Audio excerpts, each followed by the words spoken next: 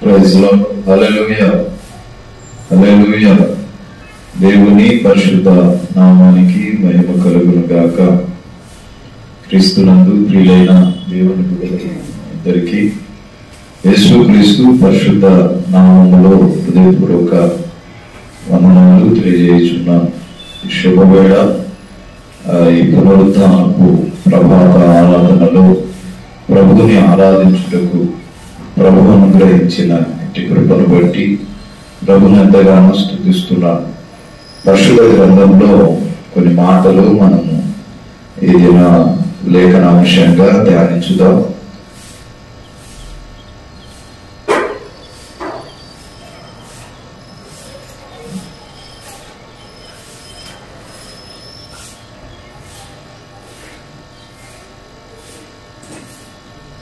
ఫిలిప్పీయులకు రాసిన పత్రిక 2వ అధ్యాయం 3వ వాక్యంలో ఒక మాట రాయబడి ఉంటుంది. ఫిలిప్పీయులకు రాసిన పత్రిక 2వ అధ్యాయం 3వ వాక్యము.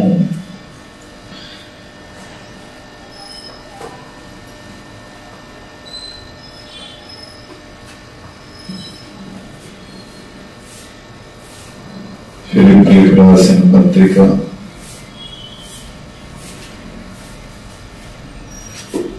2వ అధ్యాయం 3వ వాక్యము. క్రీస్తు యేసునందు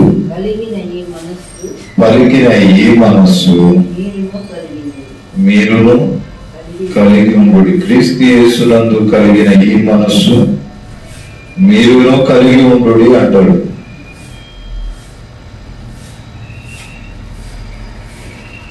ఫిలిప్పీయులకు రాసిన పత్రిక 2వ అధ్యాయం 3వ వచనం. కక్ష చేతనైనను వృధాతిశయము చేతనైనను ఏమీ చేయక వినయమైన మనస్సు గలవారై ఒకరికొకడు తనకంటే యోగ్యుడని ఎంచుచు మీలో ప్రతి వాడు తన సొంత కార్యములను మాత్రమే కాక ఇతరుల కార్యములను కూడా చూపవలేదు. ఈరోజు ఇక్కడ ప్రభువు తెలియజేస్తున్నాడు, ఇతరుల కంటే గొప్పగా కొన్నిసార్లు మనం పొగుడుకుంటూ ఉంటాం, ఘనపరుచుకుంటూ ఉంటాం. అందుకు అపోస్తుడైన పౌలు ఫిలిప్పీయులకు రాస్తూ ఈ యొక్క మాటను తెలియజేస్తూ ఉన్నాడు. పై వచనాలు అంటాడు, కావున క్రీస్తు యేసునందు ఏ హెచ్చరికనైనను ప్రేమ వలన ఆదరణ వలనైనను ఆత్మయందు ఏ సావాసమైనను ఏ దయారసమైనను వాత్సల్యమైనను ఉన్న ఎడల మీరు ఏక మనస్సులకు ఏక ప్రేమ కలిగి ఏక భావము గలవారుగా ఉండి ఒకదాని యందే మనస్సుంచుచు నా సంతోషము సంపూర్ణమును చెయ్యుడి. ఒక్కదాని యందే మనస్సుంచుచు మనస్సు కలిగిన వారమై నా సంపూర్ణతను మీరు నా సంతోషమును పూర్తి చేయుడి. క్రీస్తు యేసునందు ఏ హెచ్చరికనైనను ప్రేమతో స్వీకరించాలి. ఆదరణ కలిగిన ఓ మంచి మనస్సాక్షి కలిగి స్వీకరించాలి. ఆత్మయందు ఏ సావాసమైన ఏ దయారసమైన వాత్సల్యమైనను ఉన్న ఎడల మీరు ఏక మనస్సులగున్నట్లుగా, ఏమున్నా సరే ఒకే ఒక మంచి మనస్సాక్షి కలిగిన వారమై, ఒక ఇంట్లో నలుగురు ఉంటే నలుగురి ఆలోచనలు వేరువేరుగా ఉంటాయి, నలుగురి తలంపులు వేరువేరుగా ఉంటాయి. కానీ దేవుని మందిర ఆవరణములో, దేవుని సంఘములో వాక్యము సెలవిస్తుంది కదా, మీరు ఏక మనస్సులై ఉండుడి. ద్విమనస్సు కాదు, దేవుని ఎదుట ద్విమనస్సు కలిగి ఉంటాం. అది కాదంట, మీరు ఏక మనస్సు కలిగిన వారే ఉండండి. కాసేపు దేవునితో గడుపుతామని మరి కాసేపు ఏదైనా పనిని పూనుకొని ఇప్పుడు గడపలేలే అని అన్నట్టుగా కాదు, కానీ మీరు ఏక మనసు కలిగిన వారై ఉండుడి. ద్విమనసు అనేది రెండు పడవల మీద కాలు పెట్టి ఏ గమ్యానికి చేరకుండా, ఏ గమ్యస్థానానికి తీసుకెళ్లకుండా చేస్తుంది. కానీ ఏక మనస్సు, ఏక తాత్పర్యము, ఏక విధమైన వాత్సల్యము కావచ్చు, ప్రేమ కావచ్చు, నేను ప్రభువులకు చేరువ చేస్తుంది. ఇలా వాక్యము సెలవిస్తున్న రీతిగా ఇక్కడ అంటాడు కదా, మీరు ఏక ప్రేమ కలిగి ఉండుడి, ఏక భావము కలిగి ఉండుడి, ఒక్కదాని అందే మనసుంచుచు నా సంతోషమును సంపూర్ణం చేయండి. చాలా చాలా విషయాల మీద, చాలా చాలా వాటి మీద మనం మనసుంచుతూ ఉంటాం, ఆలోచన చేస్తూ ఉంటాం. ఇది చేయాలి, అది చేయాలి, ఇది తలంచి అది తలంచి చివరికి ఏ చెయ్యాలో, ఏ చేస్తే బాగుంటుందో అన్న విషయాలను కూడా వెలుగులోనికి తెచ్చుకుంటాం. ఏమీ చేయలేని వారి వలె మధ్యలోనే ఆగిపోతూ ఉంటాం. కానీ ఇక్కడ పౌలు అంటాడు కదా, ఇదిగో మీరు ద్విమనస్సు కలిగి ఏదో చేద్దామని ఏమీ చేయలేని వారి వలె శతకలు పడటం కంటే, మీరు దిగజారిపోవటం కంటే, మీరు దేవుని యందు ఏక మనసు కలిగిన వారు, దేవుని యందు మీరు ఒకే భావం కలిగిన వారై, దేవుని యందు ఓ మంచి అనుబంధం కలిగిన వారై నీవు పనిని పూనుకుంటే, నువ్వు దేవునితో సంబంధం కలిగి పనిని పూనుకుంటే ఆ పనిలో విజయం నీకు ప్రాప్తిస్తుంది అని అంటాడు. ఏదో చేయాలనుకుంటాం కానీ ఏమి చేయలేని స్థితిలో మారిపోతాం. ఏదో కావాలనుకుంటాం కానీ అది వాక్య విరుద్ధమైన దాన్ని పొందాలని తప్పనుంటది. కానీ చివరికి అది దేవునికి విరుద్ధమైనదని భావించిన దాని వైపే మన యొక్క ఆలోచనలు మొగ్గు చూపుతూ ఉంటాయి.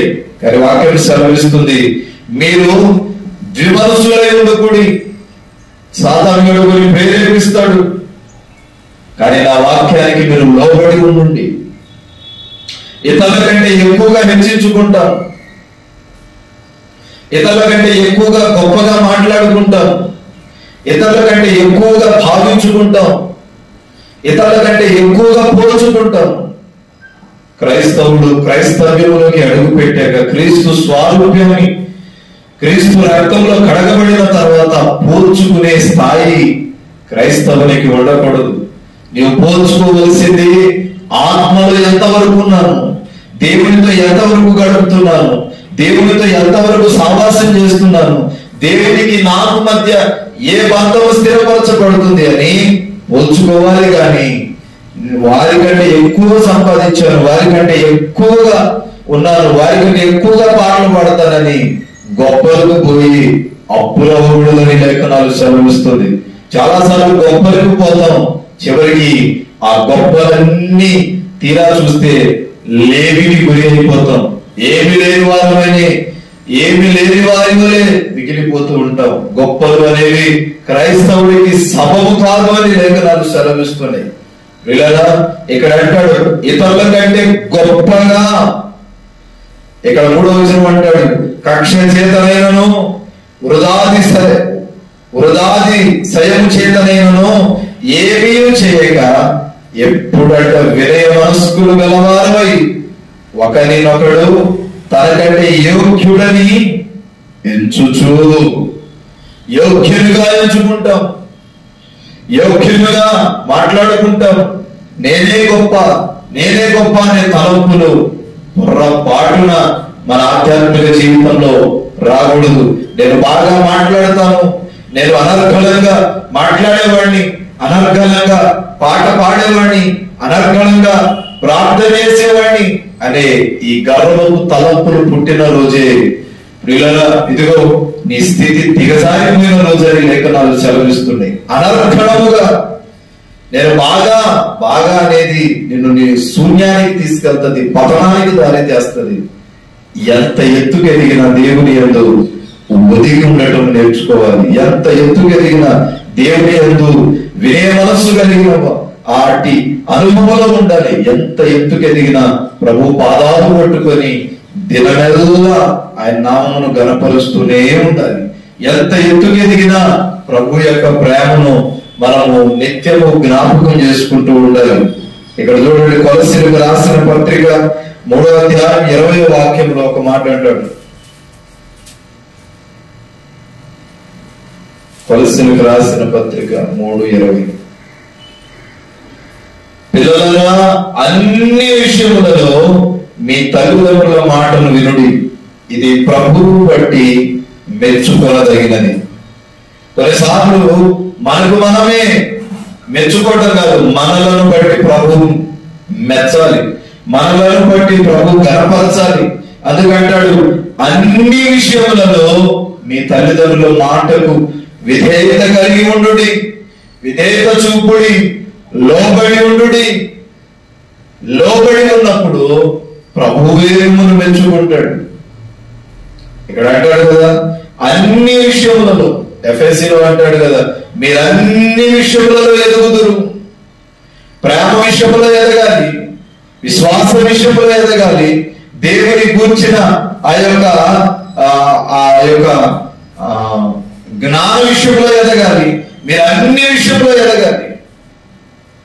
యేసుక్రీస్తు ప్రభు సశరీరుడిగా భూమి మీద సంచరిస్తున్న రోజుల్లో ఆయన చిన్నప్పుడు బాల్య దినముల్లో ఉంటే ఆయన చూసి అంటున్నారు, ఇతడికి ఇంతటి జ్ఞానం ఎక్కడి నుండి వచ్చింది? ఇతడు మనవలే కుమ్మరివాడి బిడ్డ కదా, ఇతడు మనవలే ఆ యొక్క మరియ యొక్క కుమారుడు కదా, యేషోబు యొక్క కుమారుడు కదా, యోహాను యొక్క సహోదరుడే కదా, కానీ ఇతనికి మనలో ఇంతటి జ్ఞానం ఇతనికి ఎక్కడి నుండి వచ్చిందని ప్రభువును గురించిన వారికి అవగాహన, ప్రభువును గురించిన ఒక ఆలోచన పడిపోయింది. మనోడే కదా, వారి పిల్లోడు కదా, యేషోబు మరియల యొక్క పిల్లోడు కదా, ఇతనికి ఇంతటి జ్ఞానం ఎక్కడి నుండి వచ్చింది? ఈ బాల్య దినమందే ఇతడు ఇంత చక్కగా ఎట్లా మాట్లాడుతున్నాడు అంటే, ప్రియులారా, ఆయన తన్ను పంపించిన దేవుని యందు, తన తండ్రి యందు విధేయత కలిగి ఉన్నాడు. ఎక్కడ నేను గొప్ప అనే మాట గాని, ఎక్కడ ఇదిగో ఇది నా వల్లే సాధ్యమని గాని ప్రభు ఎక్కడా తెలియపరచలేదు, ఎక్కడా ఆయన తేటపరచలేదు. చివరకు ప్రాణం వదిలే సమయంలో కూడా, కొన ప్రాణంతో ఉన్న వేళలో కూడా ఆయన చెప్పిన మాట ఏంటంటే, ప్రభువా తండ్రి, ఇదిగో నీకు ఇష్టమైతే నా నుండి ఈ గిన్నెను తొలగించు. ప్రతి విషయంలో తండ్రి చిత్తములకు లోబడ్డాడు, ప్రతి విషయంలో తండ్రి చిత్తానికి అప్పగించుకున్నాడు, ప్రతి విషయంలో తండ్రి చిత్తానికి అతడు లోబడిపోయాడు. తండ్రి చిత్తము నెరవేర్చాలన్న తపన అతనిలో ఎంతగానో పురికొల్పేది.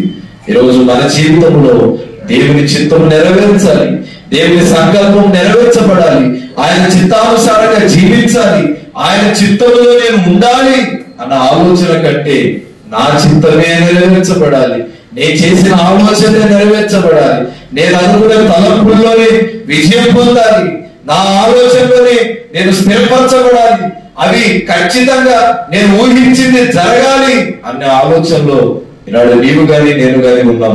కానీ ఇక్కడ అంటాడు కదా, ఇదిగో మీరు మీ తల్లిదండ్రులకు లోబడి ఉండుడి, వారికి విధేయత చూపుడి, ఇదిగో మీ జీవితము దిగనకరంగా మారుతుంది. అప్పుడు మీరు ప్రభు చేత మెచ్చుకోబడిన స్థాయిలో ఉంటారు, ప్రభు చేత మెచ్చుకోబడిన స్థాయిలో ఉంటారని లేఖనాలు సెలవిస్తున్నాయి. ఇలా ఈ యొక్క కొలస్సీలకు రాసిన పత్రిక ఈ యొక్క 3:20లో మీరు ఇంకా కింద చదివితే, ఇదిగో తండ్రులారా మీ పిల్లల మనస్సు కృంగకుండా ఉంటున్నట్లు వారికి కోపం పుట్టించబడి, కింద అంటాడు, దాసులారా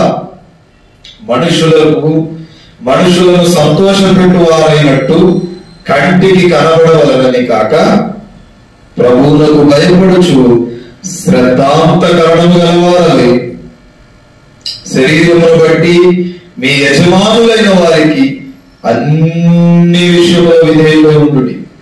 యజమానులైన వారికి అన్ని విషయములు విధేయత కలిగి ఉండాలి. యజమానుడు ఎవరు? సంఘమునకు యజమాని దేవుడు, సవాసానికి యజమానుడు దేవుడు, కుటుంబానికి యజమానుడు దేవుడు, వ్యక్తిగత నీ జీవితానికి యజమానుడు నీవు ఆరాధించే దేవుడు. నీ యజమానునికి నీవు లోబడి ఉండాలి. ఒకరోజు దైవజనులు దేవదాసయ్య గారు కర్నూలు ప్రాంతం సైడ్ ప్రయాణమై వెళుతూ కారులో అనుకున్నాడంట. ఏమని? అయ్యో, ఈ భారభరితమైన ప్రయాణాలు, ఈ జర్నీ నేను చేయలేను, ఇక నాకు రెస్ట్ కావాలి అని అనుకుంటున్నప్పుడు ఆ ఆత్మకూరు ఆ టర్నింగ్ దగ్గరకు వచ్చేసరికి ఒక ఎద్దుల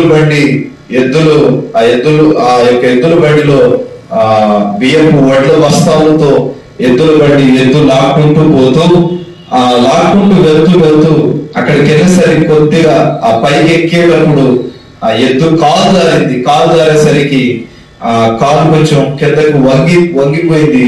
బరువు అంతా ఎద్దు మీద పడిపోయింది. అయినను కాడి కింద నుండి ఎద్దు బయటికి రాలేదు. అది ఆమె కళ్ళలో చూశాడంట ఆయన. కారాపి ఆ దృశ్యాన్ని చూసి ఆమె ఆ యొక్క ఎద్దు కళ్ళలో చూస్తే ఆ ఎద్దు కళ్ళలో ఇంకనూ యజమానునికి వచ్చిన తీవ్రత, కసి కనబడుతుందంట. ప్రాణం పోయే సమయంలోనైనా అయ్యో, నా యజమానుని నేను తృప్తిపరచలేకపోయానే, అయ్యో, నా యజమానుని యొక్క ఆశను నెరవేర్చలేకపోయానే, ఇదిగో ఈ వడ్లను ఉడ్డులకు చేర్చలేకపోయానే అని ఆ ఎద్దు కన్నీరు విడుచుట ఆయన చూసినప్పుడు అనుకున్నాడంట, ఇదిగో ఒక మూగజీవే ఇంతలా విధేయత చూపితే నా కొరకు ప్రాణం పెట్టిన దేవుని కొరకు నేను అలసిపోయాను అని అనుకొని విశ్రాంతి పొందుదాం అనుకొని నేను తప్పుడు ఆలోచన చేశానే అని అక్కడికప్పుడు ఆయన పశ్చాత్తాపడటం ప్రారంభించి ఆ ఎద్దు అతనికి మరో మార్గాన్ని చూపించింది. అలసిపోయాను అన్న వేళ దేవుడు మరలా ఆ ఎద్దు ద్వారా మరలా దేవుడు జ్ఞానోపదేశం చేశాడు, బుద్ధి చెప్పాడు. మన జీవితంలో చాలా సార్లు చాలా విషయాల్లో జ్ఞానోపదేశం ఎన్నో కోణాలు కలుగుతూ ఉంటది. కానీ ఆ రోజు దైవజనుడికి ఎంతటి బరువునైనా నా యజమాని కొరకు మోస్తాను గాని, నా యజమాని కొరకు భరిస్తాను గాని నేను మాత్రం వెనకడుగు వేయనని ఆ ఎద్దులో అతనికి కసి కనబడింది. ఈరోజు మన జీవితంలో కొన్ని కష్టాలు వస్తే, కొంచెం ఇబ్బందులు వస్తే, కొంచెం బాగా ప్రయాసపడితే అలసిపోయాము, కొంచెం బాగా పరిగెత్తితే అలసిపోయాము, ఇక విశ్రాంతి కావాలి అనుకునే సందర్భాలు మనం మాట్లాడుకుంటూ ఉంటాం. కానీ ప్రభు అంటాడు కదా, నా పనిలో పరుగెత్తు వారికి నేను దినదినము నూతనమైన బలము చేత నడిపిస్తాను. మనకు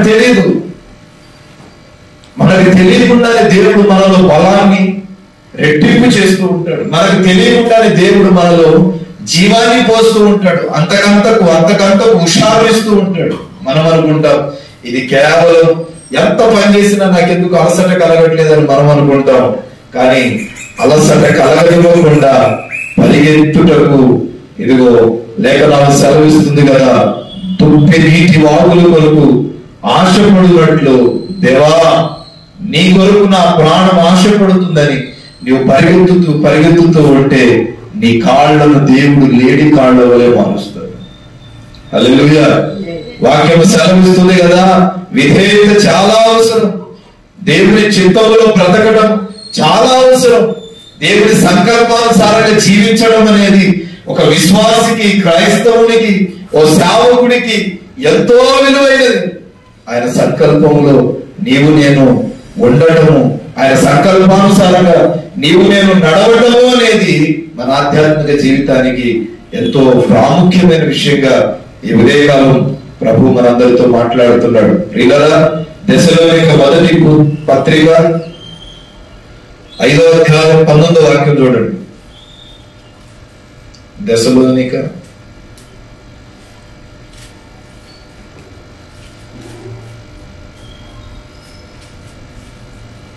5:19.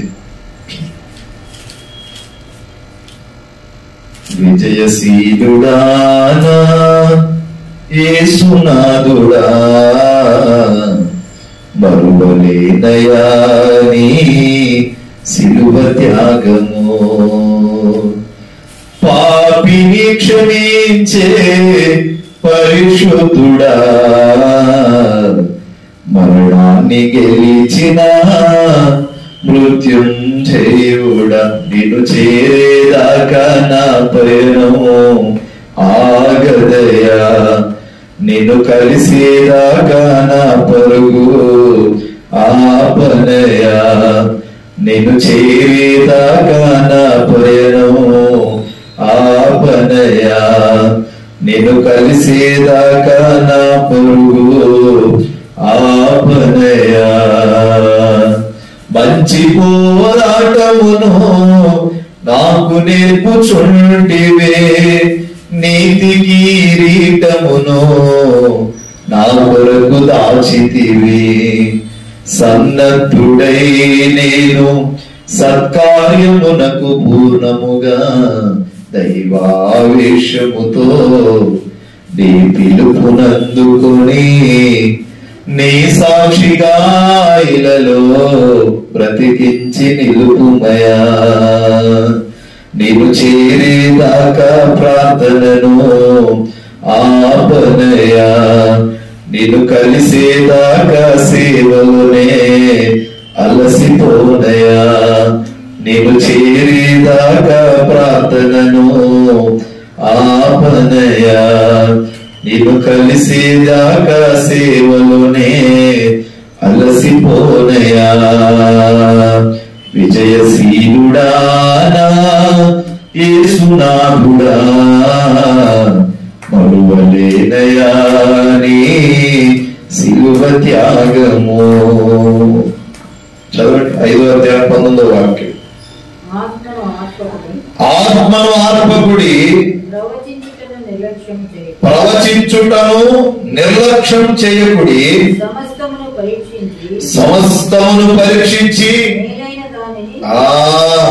మేలైన దానిని చేపట్టుడి. ప్రతి విధమైన కీడునకును దూరంగా ఉండండి. కీడు కలగకుండా ఉండాలి అంటే మేలైన దాని కొరకు పరిగెత్తాలి. కీడు కలగకుండా ఉండాలి అంటే మేలైన దానినే పట్టుకోవాలి.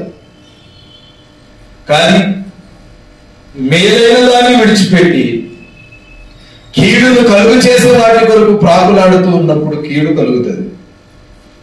ఇక్కడ అంటాడు కదా, ఆత్మను ఆర్పకుడి, ప్రవచించుటను నిర్లక్ష్యం చేయకుడి. దీని ఉపమాన ఉద్దేశం ఏంటంటే, ఇదిగో ఆత్మ వరములను నిర్లక్ష్యం చేయకు. దేవుడు కొన్ని వరాలు ఇస్తాడు. కొందరికి పాట పాడే వరం ఇస్తాడు. అవకాశం వచ్చినా సరే నేను పాడనయ్య గారు అంటారు. కొందరికి వాక్యమును బోధించే వరం ఇస్తాడు. కొందరికి దేవుని మందిరంలో పనిచేసే వరం ఇస్తాడు. కొందరికి ప్రవచించే వరం ఇస్తాడు. కొందరికి గంటల తరబడి మోకాళ్ళ మీద ఉండి ప్రార్థన చేసే బలాన్ని ఇస్తాడు. కొందరికి దర్శనాలు చూసే వరాన్ని ఇస్తాడు. కొందరికి ఆ చూసిన దర్శనములకు అర్థం చెప్పే వరాన్ని ఇస్తాడు. మరి కొందరికి కళలకు అర్థాలు చెప్పే వరాన్ని ఇస్తాడు. ఇట్లా దేవుడు కొందరికి కొన్ని వరాలు ఇస్తాడు. ఈ ఆత్మ వరములను నిర్లక్ష్యం చేయకూడదు. ఈ ఆత్మ వరాలను ఎప్పుడైతే నిర్లక్ష్యం చేస్తామో నీకు కీడు కలుగుతుందని లేఖనాలు సెలవిస్తున్నాయి. దేవుడు నీకు ఏదైనా వరం ఇస్తే ఆ వరమును జాగ్రత్తగా పనిలో పరీక్షించుకొని ఆ యొక్క వరమును కాపాడుకునే ధన్యత కూడా నీలో ఉండాలి. ఆ వరమును నువ్వు జాగ్రత్త పరుచుకునే వాడవై ఉండాలి. ఆ వరాన్ని బట్టి నువ్వు నడిచేవాడవై ఉండాలి. ఆ వరమును జాగ్రత్తగా నీవు పనిలో నిపుణమై నీవు లోబడిన వాడే ఉండాలి. దాన్ని బట్టి నువ్వు నడిచేవాడివి ఉండాలి. సద్వినియోగం చేసుకోవాలి. ఈనాడు దేవుడు ఇచ్చిన వరాలను సద్వినియోగం చేసుకోక మాకేమిచ్చాడు అనే ఆలోచనతో పడిపోతున్నాం. దేవుడు ఇచ్చిన వాటినేమో విడిచిపెట్టి దేవుడు వద్దన్న వాటి వరకు ప్రాకులాడుతున్నాం, ప్రయాసపడుతున్నాం. దేవుడు అంటున్నాడు కదా, వాక్యం సెలవిస్తుంది, దేవుడు నీకు ఇచ్చిన వరాలను పోగొట్టుకోవద్దు. చూడండి, దేవుడు బిలాముకు ప్రవచించే వరం ఇచ్చాడు. బిలాముకు ప్రార్థన చేసిన వెంటనే దేవుడు బయలుపరిచే వరం ఇచ్చాడు. కానీ ఉంచుకున్నాడా అంటే ధనానికి ఆశపడి అతడు తన వరాన్ని పోగొట్టుకున్నాడు. ఇట్లా బైబిల్లో చాలా మంది వారి వరములను పోగొట్టుకున్నారు. సంసోను మంచి బలాఢ్యుడు, యుద్ధ కళాకారుడు, మంచి బలాఢ్యుడైన సంసోను దెలీలియా విషయంలో సంసోను ఆ యొక్క వరమును పోగొట్టుకున్నాడు. మన జీవితాల్లో కూడా దేవుడు ఏదైనా ఆత్మ వరం నీకు ఇస్తే దాన్ని జాగ్రత్తగా కాపాడుకోవాలి, నిర్లక్ష్యం చేయకూడదు. నిర్లక్ష్యం చేసిన వారికి తిరిగి ఇవ్వడు. ఇంకా మనం అంటాం, నాకు ఇస్తే బాగుండును కదా. ఇప్పుడు ఎవరైతే జాగ్రత్తగా వరాన్ని కాపాడుకుంటాడో వాడికి వరం ఇస్తాడు. నిర్లక్ష్యం చేసి పోగొట్టుకున్న వాడికి మరలా పని కల్పించడు, పని చేసే వాడికి పని ఇస్తాడు. ఉదాహరణకు దేవుడు కొందరిని సేవకు పిలిచినప్పుడు కొంతమంది సేవ చేస్తున్నప్పుడు వారిని చూసి దేవుడు మమ్మల్ని పిలవడేంటి అనే ఆలోచన ఉంటది. దేవుని సన్నిధిలో దేవుడు మాకు ఏదైనా పని చేసే భాగ్యం ఇవ్వడేంటి అన్న ఆలోచనలు ఉంటాయి. వీళ్ళరా మీరు గమనిస్తే, ఏదైనా పని చేయాలి అంటే ఒక రైతు పొలంలో పని ఉందని కూలోళ్ళని పిలవాలి అంటే సోమరిపోతులను పిలుస్తాడా, పని మీద నిపుణత కలిగిన వారిని పిలుస్తాడా అంటే పని మీద ఆసక్తి ఉండి చక్కగా పనిచేసే వారిని పనికి పిలుస్తాడు. నిర్లక్ష్యంగా సోమరిపోతుగా ఉన్నవాడిని పనికి పిలిచి పెట్టుకుంటాడా? మన ఇంట్లో మనం ఏదైనా పనికి పిలిచాము అంటే సోమరిపోతుని పిలుస్తామా? మంచిగా పనిచేసేవాడిని పిలుస్తాం. లోకానుసారమైన ఈ కొద్ది పనుల కొరికే నీవు మంచిగా పనిలో నిపుణత కలిగిన వారిని ఏరి కోరి తెచ్చుకుంటే మరి దేవుని సంఘమును గురించి, సన్నిధిని గురించి, దేవుని గురించిన ఆసక్తి కలిగిన వారిని దేవుడు గేడి చేయడంలో తప్పేముంది? అర్థమైందా? ఇప్పుడు ఇల్లు కట్టాలంటే తిని పడుకునే వాడికి, పని మీద ధ్యాస లేని వాడు ఒక 5 నిమిషాలు పని చేసి అర్ధగంట ఖాళీగా కూర్చునే వాడిని పనిలో పెట్టుకుంటారా? ఆ ఇల్లు కట్టబడుతుందా అంటే కట్టబడదు. మంచిగా పనిచేసేవాడు కావాలంటాం, మంచిగా నువ్వు పని చేయంటాం, మంచిగా పని బాగుండాలంటాం. ఇప్పుడు దేవుని సన్నిధిలో కూడా దేవుడు అదే కోరుకుంటాడు. సోమరిపోతు నాకు వద్దు, నా మందిరంలో కూర్చిన ఆసక్తి కలిగిన వాడు కావాలి. కలిగి ఎందును లేని ఎందును నా సేవను కూర్చిన ప్రయాస కలిగిన వాడు కావాలి. ఉన్నా లేకపోయినా పరిచర్య ధర్మమును జరిగించేవాడు కావాలి. విరామము లేకుండా పరిగెత్తేవాడు కావాలి. అలసిపోయినా, సొలసిపోయినా, సొమ్మసిల్లినా పట్టించుకోకుండా పరిగెత్తేవాడు కావాలి. పనిలో నిపుణత కలిగిన వాడు కావాలి అని దేవుడు ఏరికి కోరి పని చేసేవాడికే పనిస్తాడు కానీ సోమరిపోతుడికి పనిస్తాడా? చాలా మందికి ఈ విషయం అర్థం కాక నన్ను పిలవడేంటి, నాకు ఇవ్వడేంటి, నాకు చెప్పడేంటి. ఇప్పుడు పని బాగా చేసేవాడికి ఇంకో చోట పని అయినా అప్పగిస్తాం, ఇంకో చోట పని అయినా అప్పగిస్తాం. పని బాగా చేయలేదు అనుకో, ఒక చోటే సరిగ్గా చేయనోడు ఇంకో చోట ఏం చేస్తాడు అని ఏం చేస్తాం, రేపటి నుంచి పనులు గ్రామకయ్యా అని చెప్పేస్తాం. ఇప్పుడు పని బాగా చేసేవాడికి దేవుడు పని ఇస్తాడు. పని చేయకుండా కూర్చొని సోమరిపోతుగా ఆలోచించేవాడికి బైబిల్లో ఉంటది, సోమరి వాడు అనుకుంటాడంట అందరూ ఒక నెలలో విత్తనాలు వేసుకుంటే ఈడు అంటాడు భార్యతో, వాళ్ళందరూ పిచ్చోళ్లే, వాళ్ళందరి తర్వాత మనం వేద్దాంలే అంటాడు. వాళ్ళందరి మొక్కలు మొలిసిన తర్వాత, ఏమంటే వాళ్ళందరి మొక్కలు మొలిసిని సామెతల గ్రంథంలో ఉంటది అని అంటాడు, మనం ఇప్పుడు వేద్దాం, మనవి కూడా మొలుస్తాయిలే అని రోజు రోజుకు పనిని వాయిదా వేస్తూ ఉంటాడు సోమరుడు. వీడు చక్కగా తిన్నగా ఉండి పని చేయాలన్న తపన గాని ఆలోచన గాని వీడికి ఉండదు. రోజుకు వాయిదా వేస్తాడు. రోజుకు పనిని వాయిదా వేసేవాడు పని చేయడం లేక నువ్వు సెలవిస్తున్నాడు.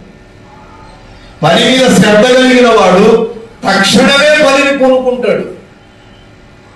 దేవుడు కార్యాలు చేసేవాడు కనుక, దేవుడు అద్భుతం చేసేవాడు కనుక ప్రార్థించిన వెంటనే నీ జీవితంలో మేలు కలగాలని పని పూనుకుంటాడు.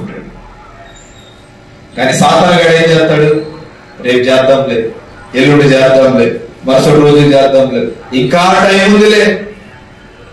మన పిల్లలు స్కూల్లో జాయిన్ చేసినప్పుడు వాళ్ళు రేపు చదువుకుందాంలే, ఈ రోజుకి రెస్ట్ తీసుకుందాం, ఎల్లుండి చదువుదాంలే, ఈ రోజుకి రెస్ట్ తీసుకుందాం అని రోజుకు వాయిదా వేస్తే పరీక్షలు దగ్గర పడతాయి.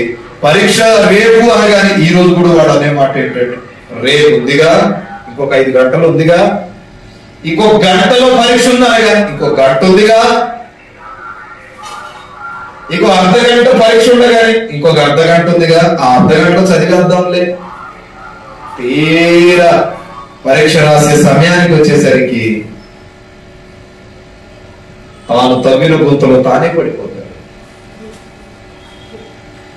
వాక్యం సెలవిస్తుంది కదా, వాయిదాలు వేస్తూ నిండారుగా తన జీవితాన్ని పాడు చేసుకునేవాడు. సోమరిపోతూ పని మీద మక్కువ లేని వాడిని దేవుడు సావుకు పిలవడు, దేవుని పనిలో పిలవడు. పని మీద ఆశ కలిగిన వాడిని పిలుస్తాడు. చాలా మంది రేపు పోదాంలే సేవకి. నాకు తెలిసిన ఒక సహోదరుడు ఉన్నాడు, అంటాడు ఎప్పుడు కలిసినా ఎక్కడైనా పరిచర్య ఏమైనా స్టార్ట్ చేసావా అంటే అంటాడు, దేవుడు నాకు ఇంకా ఏం మాట్లాడలేదన్నా, ప్రార్థన చేస్తున్నావంటే చేస్తానన్నా, రేపు నుంచి చేద్దాం అంటాడు. ఇతనికి పనిలో నిపుణత కనబడదు. పని చేయాలన్న ఆ లోకపరమైన ఆలోచనలు ఆశే గాని, ఏదో సంపాదిద్దామన్న తపనే గాని దేవుని గూర్చైన ఆ యొక్క ఏమంటారు, ఆ యొక్క ఆశ కనబడదు. దేవుని గూర్చైన ఆ యొక్క ఆశ అతనిలో కనబడదు. పనివారు కొలువుగా ఉన్నారు, పంట విస్తారంగా ఉంది, పనివారు కావాలి అని ప్రభు పిలుస్తూ ఉంటే రేపు చేద్దాం, రేపు చేయిస్తాం, ఎల్లుండి చేద్దాం, పరిచర్యను వాయిదా వేసేవాడు, సేవను వాయిదా వేసేవాడు. దేవుడు వాడికి సేవ ఇవ్వడు. పనిలో నిపుణత కలిగి ఉండాలి. అందుకే ఇక్కడ అంటాడు కదా, ఇతరుల విషయంలో జోక్యం కలుగ చేసుకోక నీకు అప్పగింపబడిన పనిలో జాగ్రత్తగా ఉండు.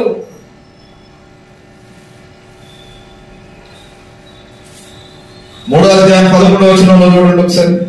మన తండ్రి అయిన దేవుడు మన ప్రభు అయిన యేసును మమ్మను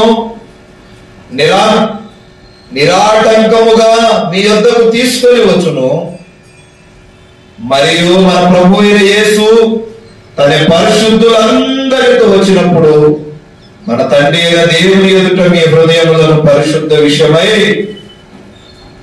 అనింద్యమైనదిగా ఆయన స్థిరపరచుటకై మేము మీ ఎడల ఎలాగో ప్రేమలో అభివృద్ధి పొంది వర్ధిల్లుచున్నాము, అలాగే మీరును ఒకరిని ఎడల మరొకరిని ప్రేమను పంచుకున్న వారే ఉండాలంటాడు. ప్రేమలో అభివృద్ధి పొందిన వారే ఉంటాడు అంటాడు.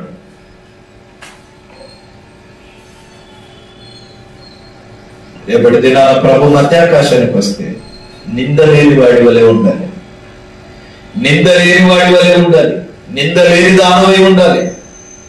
వీడు ప్రార్థన చేయడు, వీడు మోకరించడు, పరిశుద్ధంగా ఉండడు అనే నింద రాకూడదు. ఇతడు ప్రార్థనాపరుడు అనే ఒక గొప్ప సాక్ష్యాన్ని ప్రభువు తెలియచేయాలి. బలా నమ్మకమైన మంచి దాసుడాలా అని దేవుడు పిలవాలి అంటే నీవు ఇతరుల్లాగా ఉండకుండా నీవు ప్రార్థనాపరుడుగా ఎంచబడాలి. ఈ వ్యక్తిగత పరిశీలన నీకు కావాలి. ఈ స్వీయ పరీక్ష ఎవరికి వారు వ్యక్తిగతంగా పరీక్షించుకోవాలి. ఇతరుల కంటే గొప్పగా నన్ను నేనే పొగుడుకుంటున్నానా? నా దేవుని పొగడవలసింది పోయి ఎవరైనా వస్తే 10 ఎకరాల పొలం సంపాదించాడు, కొడుకు ఉద్యోగం చేస్తున్నాడు, అదుంది ఇదుందని మంచి 2-3 బిల్డింగులు కట్టా అని చూపిస్తాడు. కానీ నేను ప్రభు సన్నిధిలో 10 మంది ఆత్మలను రక్షించాను అన్న మాట ఎవడని చెబుతాడా? చెప్తారా?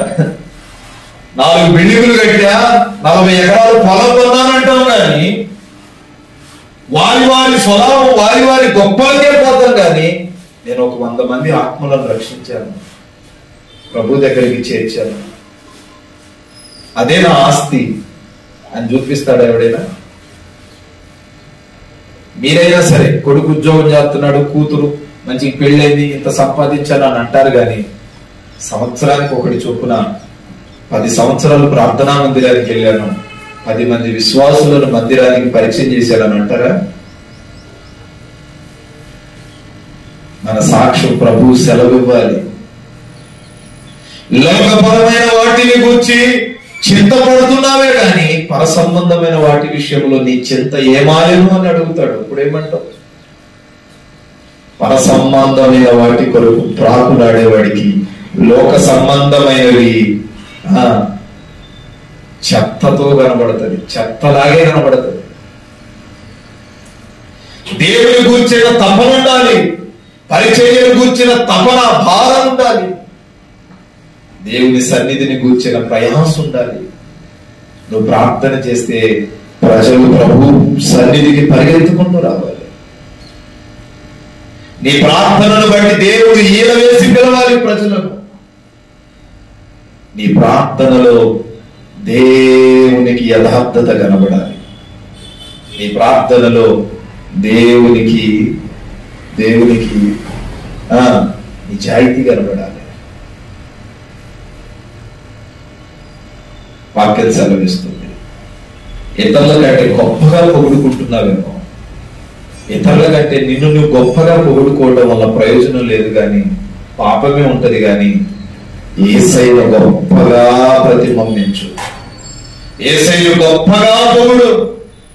నేను ఆరాధించే దేవుడు గొప్పవాడు అని అన్యుల ఎదుట సవాల్ చేసి మాట్లాడగలిగిన శక్తి నీలోకి రావాలి.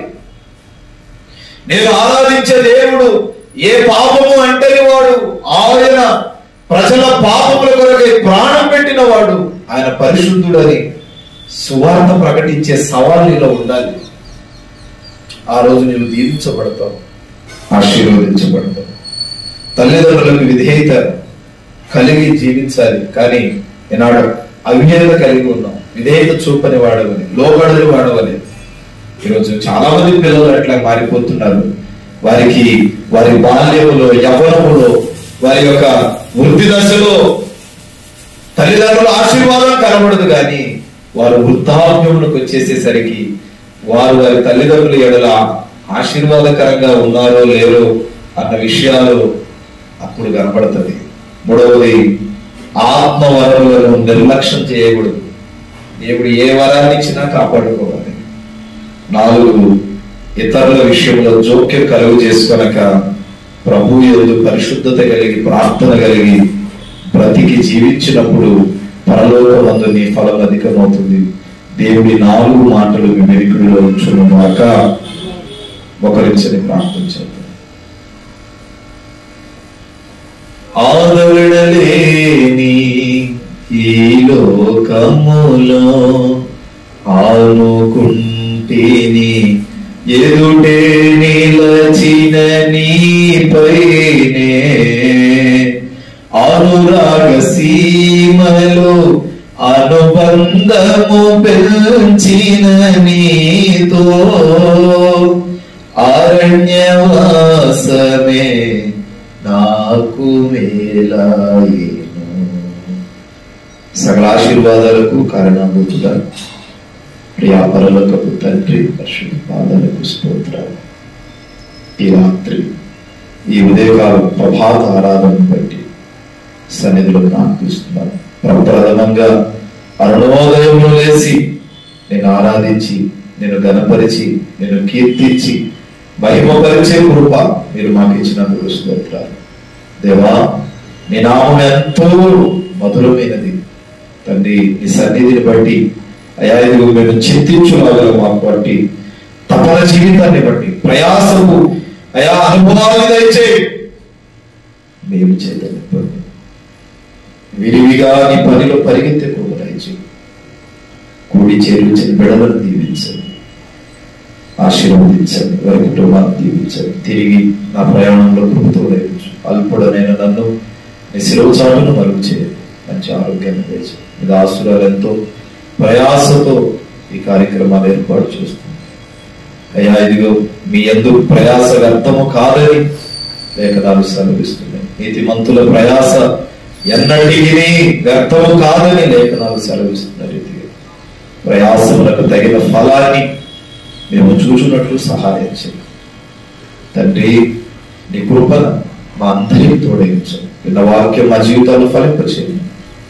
తిరిగి రెండో ఆరాధనకి బయలుదేరుతుండగా కృప తోడగించండి. మహిమ ఘనత ప్రభావం ఆరోపించుకున్నాను. యేసునామమున ప్రార్థించి అడుగుచున్నాను పరమ తండ్రి, ఆమేన్. మన తండ్రి అయిన దేవుని ప్రేమ, కుమారుడు యేసుక్రీస్తు కృప, పరిశుద్ధాత్మ దేవుని సహవాసం సంఘానికి సకల పరిశుద్ధులకు ప్రభు ఆత్మతోడే నడిపించుగాక. మీ అందరికీ ప్రభు నామంలో హృదయపూర్వక వందనాలు తెలియజేయుచున్నాను. God bless you. దేవుడి మిమ్మల్ని మీ కుటుంబాలను దీవించుగాక. బ్రదర్ బి అభిషేక్ నాయకు, నాగేశ్వరం తండా, మాచవరం మండలం, గుంటూరు డిస్టిక్. మా ఫోన్ నెంబర్ 7659018230.